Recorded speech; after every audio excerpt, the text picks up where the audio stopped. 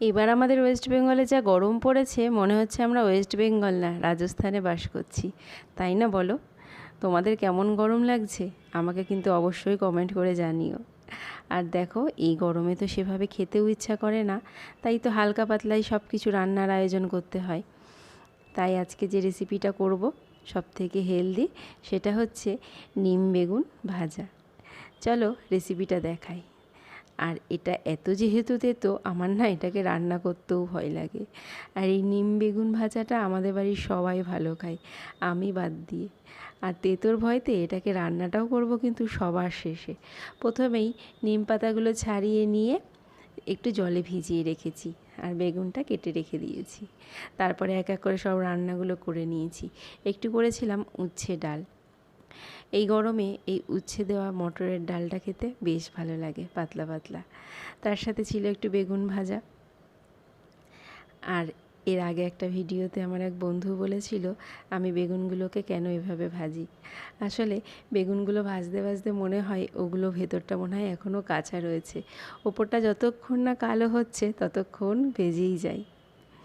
যাকে এরপরে রান্না করে ফেলেছিলাম পটল আলু সোয়াবিন দিয়ে একটা ঝোল।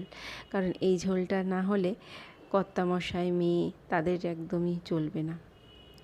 এই ঝোলটা করেছি, এটা দিয়ে আমার রাতের খাবারটাও হয়ে যাবে। তারপরে করেছিলাম জল টক। এবার করব নিম বেগুনের রেসিপিটা।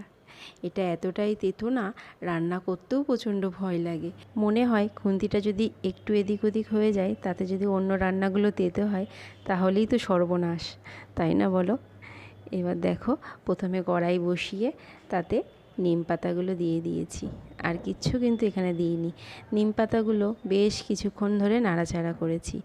নিম পাতা যখন দেখব এরকম একটু কালো আর পাতাগুলো শুকিয়ে গেছে, তখন ওটা একটা থালায় ঢেলে নিয়েছি। তারপরে কড়াইতে তেল দিয়ে তাতে বেগুনগুলো ভেজে নিয়েছি লবণ হলুদ দিয়ে। বেগুন ভাজতে ভাজতেই নিম পাতাগুলো ঠান্ডাও হয়ে গেছে, ওগুলো আমি হাত দিয়ে একটু গুঁড়িয়ে নিয়েছি। যারা এই নিম বেগুন খেতে খুব ভালোবাসো, তারা কিন্তু এই গোড়ানো পাতা ফ্রিজ করে রেখে দিতে পারো অনেক দিন। প্রয়োজন হলে এটাকে ফ্রিজ থেকে বের করে একটু বেগুন ভেজে এরকম বেগুনের মধ্যে পাতাটা মিশিয়ে নিলেই রেডি হয়ে যাবে নিম বেগুন। তোমাদের এই রেসিপিটি কেমন লাগছে আমাকে কিন্তু অবশ্যই কমেন্ট করে জানিও। তোমাদের কমেন্টের অপেক্ষায় আমি থাকবো।